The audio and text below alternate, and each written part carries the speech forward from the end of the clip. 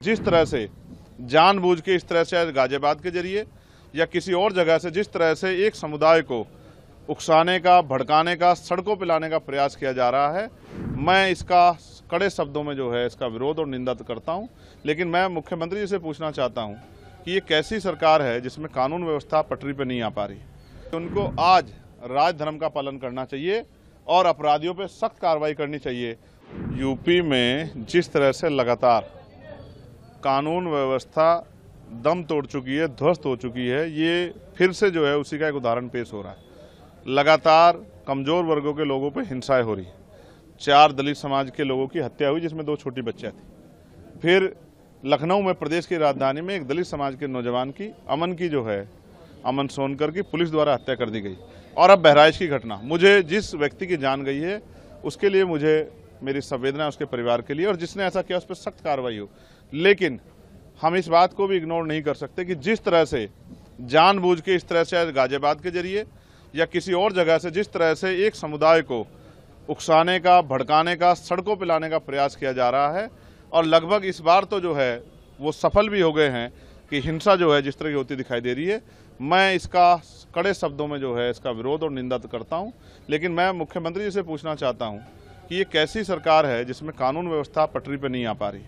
मैं ये भी आग्रह करूंगा कि सब लोग शांति बनाए रखें, और मैं राजनीतिक दलों से भी ये कहूँगा कि राजनीतिक नफा नुकसान को ना देखते हुए सब लोगों को राजनीति से ऊपर उठ के प्रदेश की कानून व्यवस्था सही रहे, इसका ध्यान रखते सब लोगों को शांति की अपील करनी चाहिए।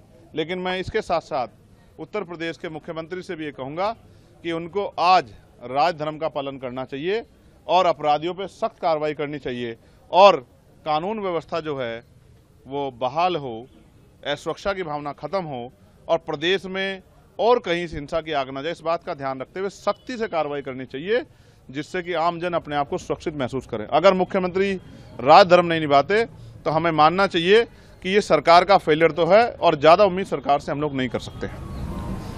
यूपी कांग्रेस राष्ट्रीय अध्यक्ष अजय राय ने कहा है कि पूरे प्रदेश में जंगल राज है, बहराइच में गोलियां चल रही है, मुख्यमंत्री जी को इस्तीफा देकर मठ में वापस चला जाना चाहिए।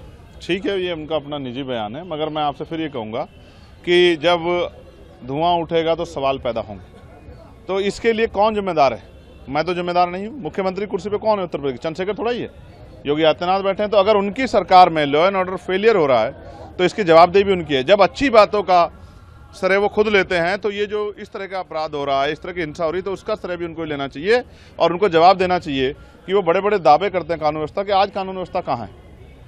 कौन सुरक्षित है उत्तर प्रदेश में? लगातार क्या बहन बेटियों पे हमले नहीं हो रहे हैं?